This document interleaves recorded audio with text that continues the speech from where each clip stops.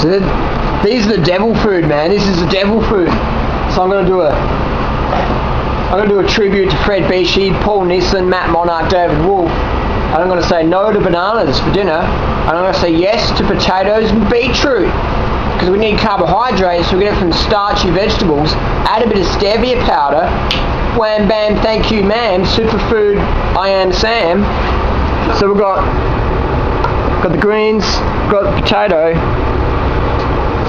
So we're just chopping that baby in there, in the Vitamix. We've got some beetroot in there already. Look at that. Potato.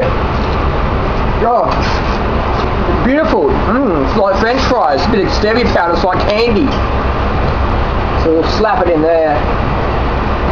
And we'll blend him up nice and good. Good source of carbohydrates, a bit of protein in there. Tastes like crap, but hey, that's not what it's about. As long as the sales are good on the website, that's all that matters, man. Sucker born every minute. Make sure you're eating your fruit and veggies. See you later.